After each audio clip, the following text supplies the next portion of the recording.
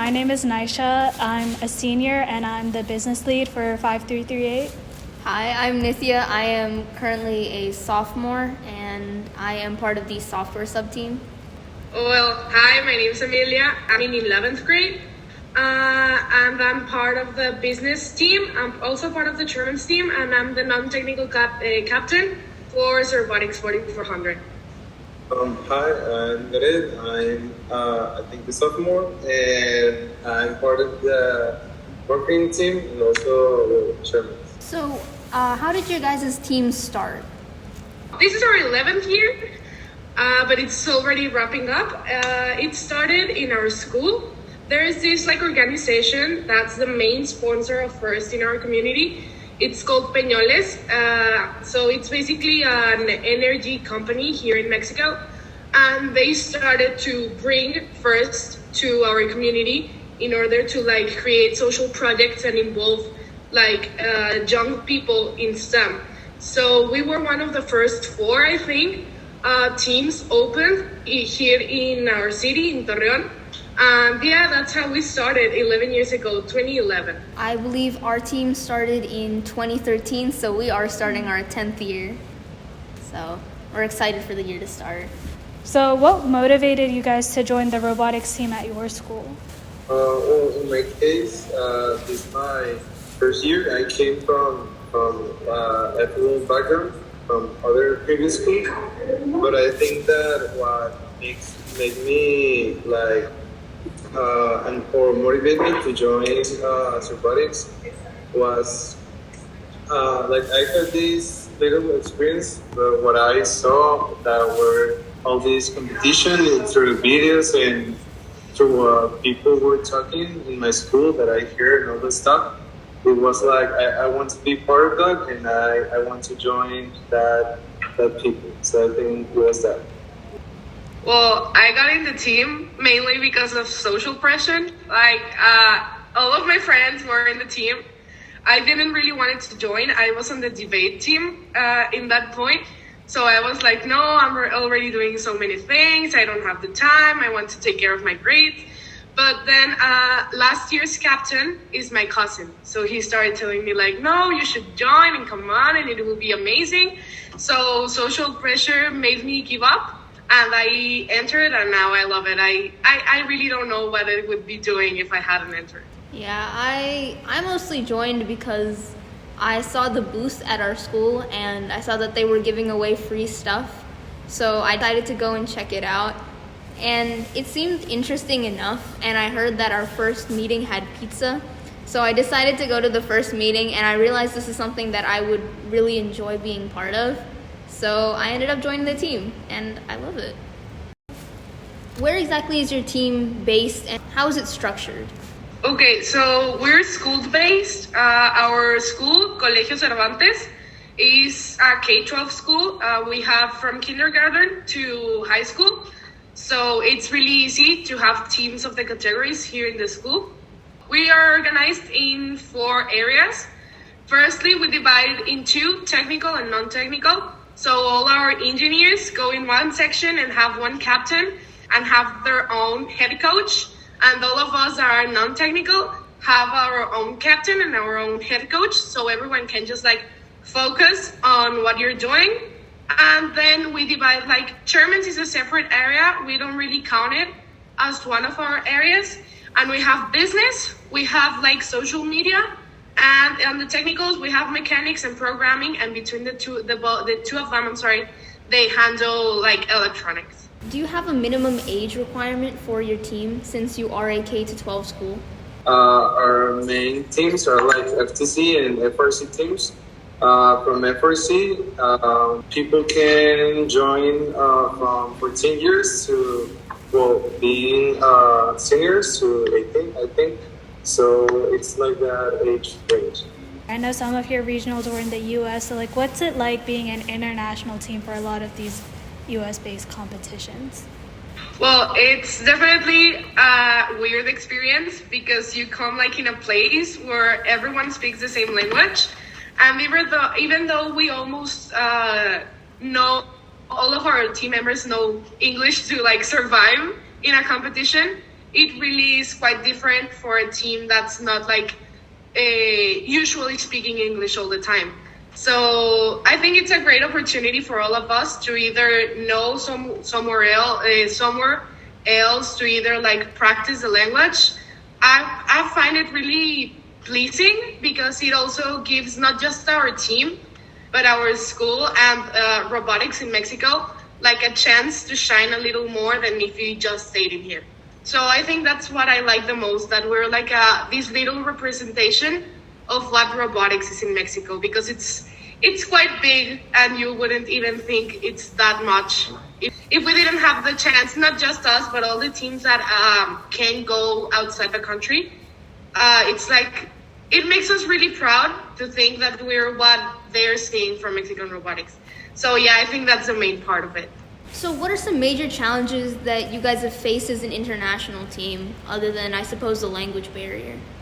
Well, some of the main challenges, or was my perspective, is I think that representing what your core values are in the region you are and live. So I think that like that responsibility, as I see it, of representing your city, your country in other places, I think that it's like I have to make people see what I see, what I live, and what I experience. And on my personal thoughts, I think that it's a great job or activity to give people what you receive and make that change with some other cultures. And I think that being part of FRC is also that part of making that exchange internationally with other teams, countries, and people as well. Yeah, I feel like that representation is very important. Like when you're at a first competition, like obviously you're there to compete and share your robot and everything, but I feel like a lot of the fun comes like from meeting the other teams and being able to like see people from other countries, see how they live, how they interact with one another. It's a lot of fun. And then this isn't like completely related, but do you guys have Mexico regionals as well, just teams from Mexico? Well, we are like organizing the FTC regional, but also we are part of the FRC, that is like the big one, where teams of a region or a city or cities nearby compete, and it's fun to have this like partnership with teams near, and then sharing it with teams of other countries. But yeah, we have our regionals here too. Nice. How much work is it organizing all of these competitions, especially within your own country? Well, for example, I can give you the example. We are hosts of one of the FTC regionals in our country, so it's a whole lot of work. I don't know how our head coaches managed it while managing an FRC competition, but yeah, it's really hard because it's not as known here in Mexico as it might be in the US. So like getting people to volunteer, getting people to judge, it's tough. But it's part of our mission to make everyone related and to make everyone want to come. So that's like the rewarding part, because we know maybe one person will be a volunteer this year that wasn't last year. So even though it's a lot of work, even though our head coaches are getting bold because they're super stressed, it comes with this huge reward that's part of our philosophy since day one. So yeah, I think it's all worth it. Actually, original is on Friday, so we're all like at this bridge of the point in which we're all excited but nervous and don't know how it's going to result, and the competition and the robot. So yeah, it's tough, but it's worth it and it's amazing. Well, best of luck for the competition on Friday. Thank you. So going off of that, how does your team coordinate and collaborate with teams from other countries, and how often do you work with teams from other countries? Well, our main focus on joining other teams from all over the world is knowing how to extract that like essence of being in person and taking it to, I don't know, some meetings or conferences. For example, this month we had our, we call it FRC warm-up, that is like for preparing for the kickoff. It's the first days of January.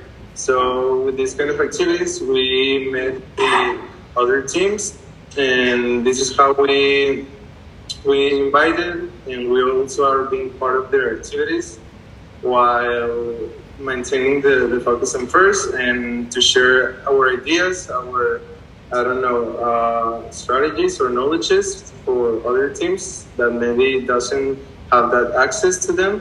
So we maintain our focus on maybe more virtual things to reach more people.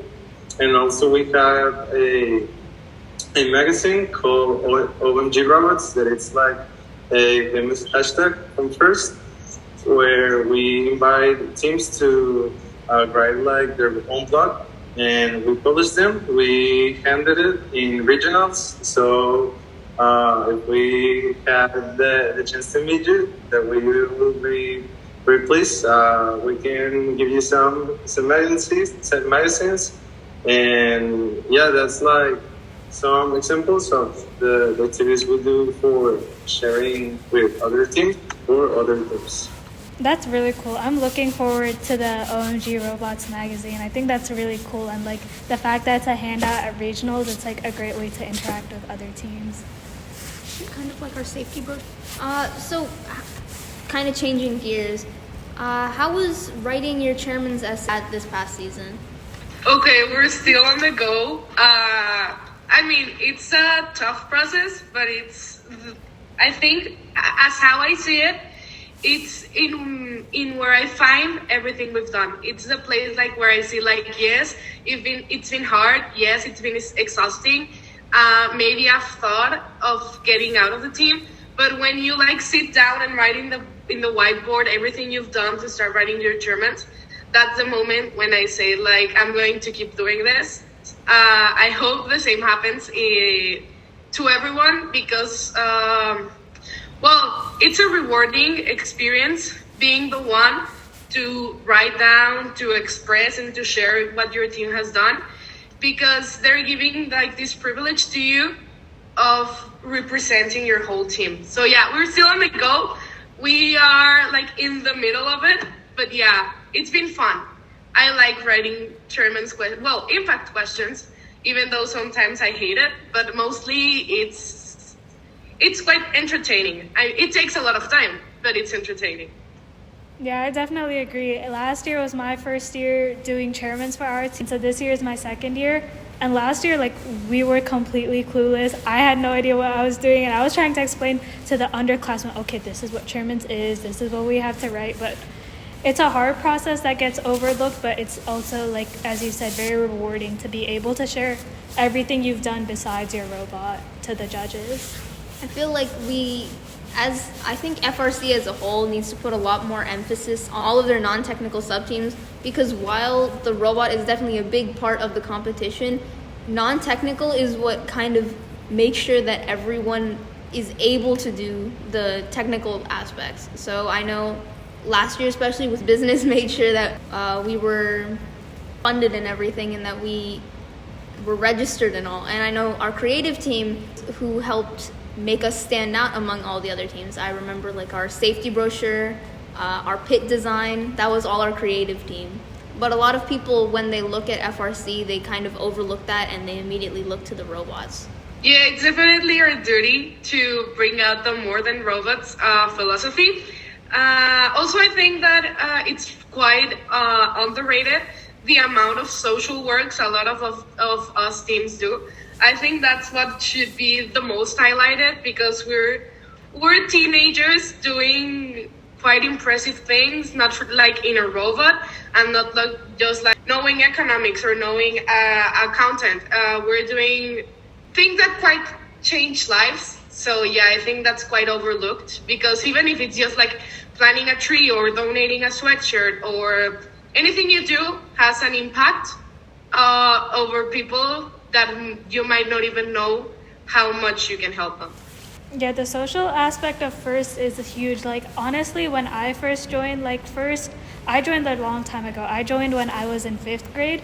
But, like, at that time, the only thing I knew about FIRST, like, even in FIRST LEGO League, was just the robot. And then in middle school, my LEGO League team started doing outreach with, like, the local government to, like, build mission models for, like, local FL competitions. And then, like, coming into FRC, like, there was, like, a whole sub-team dedicated to, like, okay, these are the people who are going to do outreach for the team. And I was like, there's so much social work that goes within competitions and outside of competitions, but it's just something that the teams need to push more than, like, onto their community so that they can, like, share their passion. Yeah, totally. And for example, in my case too, being in Apollo was like everyone knew like how to do a little bit of everything, like the robot and the project, like exposing all of that, and then coming into FRC, and now like having these big areas where everyone was like probably they enter not knowing like much, but thanks to the team and to all that help, they now like have this experience that makes them being approachable to you and talking about learning how to get where they are now. And yeah, it was, for me, it caught my attention of FRC, seeing all these people like so focused on their areas and teaching us also to reach that level, I think. So, for the future, how do you plan on continuing and expanding your team's impact? Okay, so I have 1 year left in the team. It's sad to say, I don't want to live, but I'm just going to like see what I can do to help, not just in my team, but in my school, and like to grab my whole team and bring them with me.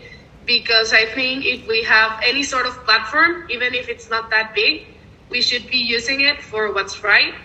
Well, I think social media is a huge part of what we do as teams, because like, I can be seeing this from Mexico, but someone can be seeing in Germany. So I think like boosting our social media, our creative team has done a really great job with it.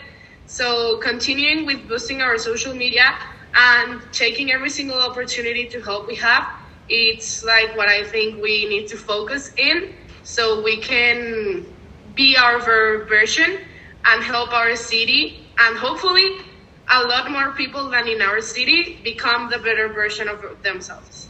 And what are some of the major community outreach efforts that you've done in the past? On the last years, I think that our focus has been exactly that, like remaining in our city, in our region, and then expanding. But our focus has also been to call people's attention and make them know like a robot can lead people to have an impact in their community. It's not only like mechanics, programming, and working on workshops, that it can lead people to have a real impact and calling their attention, like, oh, these people are like, she said, like planting a tree or going to communities to give food or whatever, and letting them know that it's part of the first message and what a robot can mean to not only a team but a community. It's what we want to transmit. So what steps do you think need to be taken to make STEM more accessible, both in your community and globally? Okay, so first, I think we need to make it cheaper. It's really expensive to be part of STEM. So we actually, a while ago, had an activity called Think It. It was basically having low-cost toys for kids to start experimenting with STEM. So yeah, I think that's the main thing. It has to be cheaper and it has to be funnier for kids, because it might be a little monotone, or I think it might be a little like boring when you're not that invested in it. So for an introduction, I think it has to be like a little more didactic. Like, well, kids want to play games and kids want to have fun. So we play our games with our big toys that are our robots. So make them a place in which they can play with their big toys. Yeah, I think that's a really important part of making STEM accessible, like the money part for sure. Just being a part of FIRST and like the $6,000 competition fees, it's like, that's a lot. And then I know like this past year, because we hadn't done like a lot of like very young kids outreach before, but we did this outreach event for some local preschoolers, and it was at a library. So we decided, let's write a book. And so we did like a whole picture book for the children that was based on like this broken robot, and our mascot was like, oh, let's go fix the broken robot. And we had it in English and Spanish, so that was really exciting to read to the kids. And like, I didn't know how they were going to respond, but then when we were actually at the reading, like, they were so much more invested in the book. Like, they were like going on when the robot was broken, and it's interesting to see what they like and don't like. Yeah, it is. We actually have this activity. We've done it yearly since I think like 6 years ago. It's called Grand Novelty Expo, and we gather like our elementary school's kids. This year it was crazy. It was like the biggest one we've had yet. It was like 230 kids, something like that. And we just have them like this whole day with a lot of activities, like in order for them to learn STEM, like with baby steps. It was really fun. I remember I ended up all sunburned because we were like in the field. But yeah, it's really fun. And I think, well, we have to build ourselves our new generation for when we are left out of it. So what are some tips or strategies that you'd give some either new FRC teams or already working, I guess, FRC teams who are striving for a chairman's award? In my case, I think that a great advice is that knowing that the impact coming after the activities you made, it's more important that the numbers you can have. So maybe you have this activity with 200 kids, but you don't know how many will say them, or either you have this, lessons to 10 kids, and maybe the 10 will stay in FIRST. So it's pretty hard to know the impact that your team is going to have after all these outreach activities. But that part of planting the seed is what makes the tree grow and remain. So, in conclusion, I think that it's not focusing on numbers or like what looks better, but really an impact that can overcome with time. Yeah, I think that's very important, because as FIRST teams, we don't always see these children all the time. Like, we might just see them once at an outreach event, maybe twice, but then that might be their first exposure to STEM, and then whatever happens to them after that, we might not be entirely sure. But as you said, like planting that seed, we give them that opportunity in like that gateway into entering STEM, and then they can go from there.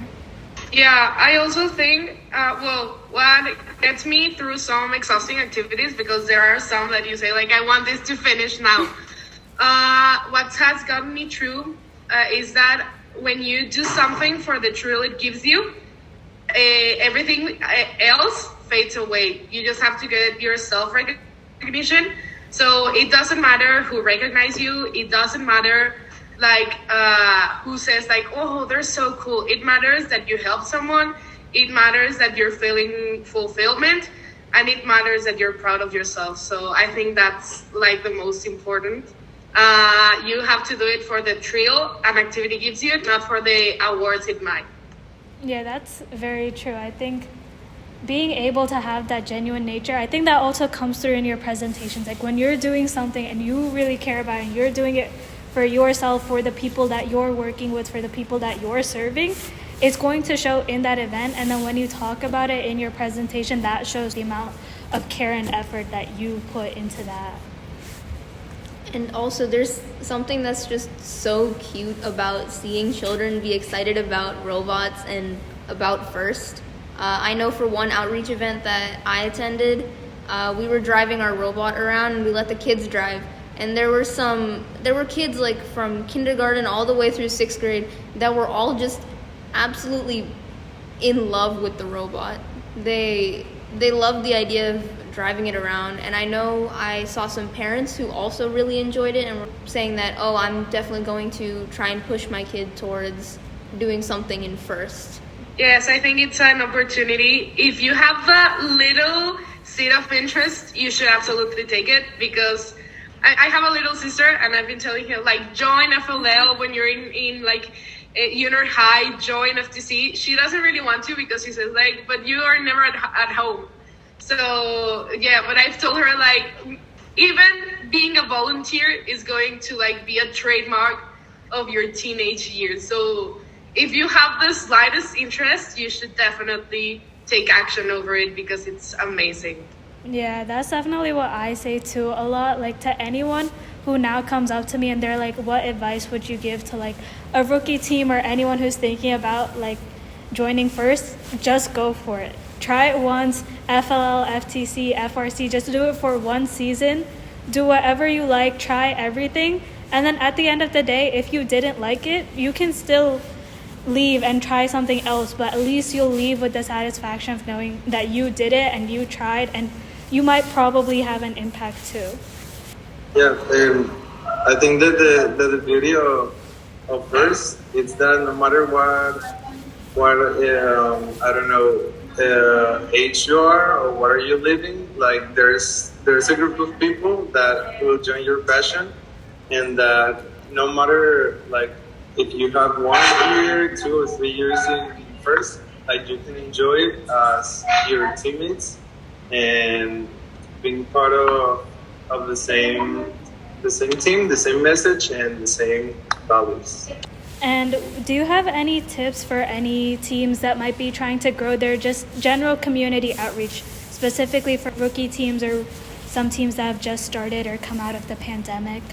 Post everything. Social media is going to be your superpower. So post everything. If you're like feeling uncertain, if you're going to send a message and they're not going to answer it, if you're going to send a mail and they're not going to see it, if you're going to post a TikTok and it's not going to be as successful as you would like it to be, just do it, because no is the predetermined answer. And you can always get a yes, or you can always get an okay, or you can always get 10,000 views. So you already have the no as an answer. So whatever it is, go for it. If you fail in it, you can try again, and maybe you'll fail 10 times, but there will be one shot in which you will make it. So always reach for the stars. And this is more of a question just about your team culture and my curiosity about how FRC works in Mexico. But what does STEM education look like for your school system, and how many teams are there in your area? In this region, I think that first has like made an impact. For example, I have seen teams from kids like to 4 to 6 years. So I think that they planted this curiosity in them from an early age, and well, now being part of these like major leagues is the result of enjoying the process when you were a kid, and now as a teenager, whatever, now seeing it as the impact it can have, not only on you but on the people around you. So yes, here in our region, there's a lot of teams, more than FRC is like the big attraction, but yes, FTC and FLL are like not many, but they're growing. Yeah, for example, FTC in our regional last year, we were 5 teams. It was quite small, but this year, for example, I think we're 12. So it's definitely impressive to see like it duplicated in 1 year. So, and being a part of it is quite nice. So yeah, it's been really nice. We hope it grows a lot more, not just FTC, but also FRC. But being one of the first regions in Mexico to have this, it's already a privilege. So we'll just keep like pushing and pushing until we're as big as we can be. Absolutely. I think that's a goal for any team. Well, those were all the questions we had for you guys. Do you have anything for us?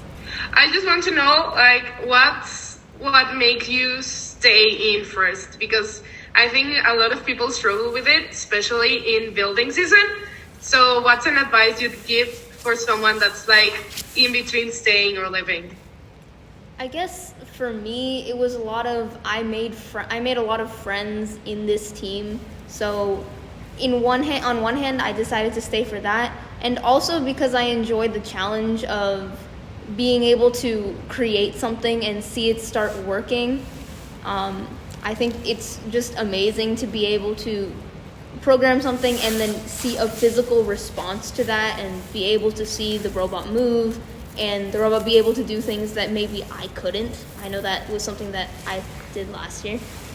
Yeah, I think going off of what Nithya said, the friends portion is definitely a huge part of it, because when I first did FLL, after my first season, I didn't really enjoy my first season of FLL, and I was completely convinced, like, I don't want to do this again, like, I'm done.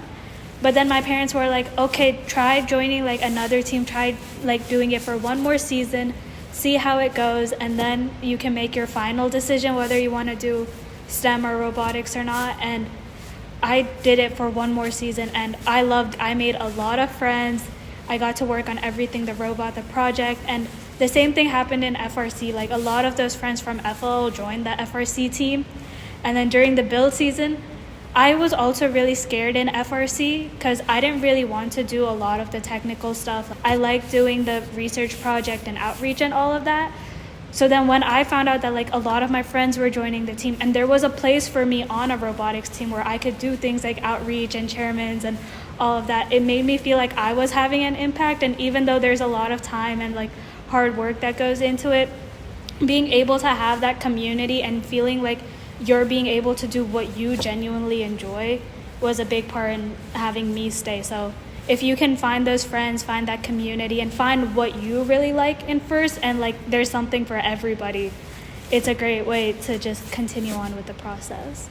Absolutely. I completely agree, actually. I think if you find what you love, it doesn't feel like the work it is.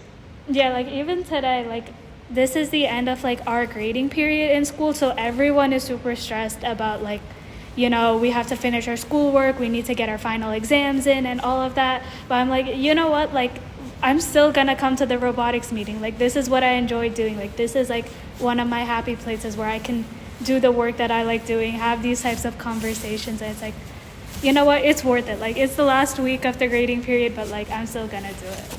Yeah, it was the same for us. We had our final exams before winter break, and we were all like super stressed about the exams, but we were still like all working in the workshop. Yeah. And we were like, I have physics exam tomorrow, but I also have to finish this. So I'm going to finish my part of the business plan, and then I'm going to do physics, because if not, I'm going to cry. Yeah. I thank you so much for having us. It was really fun. Time faded away. It was great talking to you guys. It was a lot of fun just seeing how you guys work, and honestly, I really hope we can meet like in the future. At like a regional or world, hopefully, or something like that. It would be a lot of fun. Yeah, it would be. I'm definitely looking forward to it.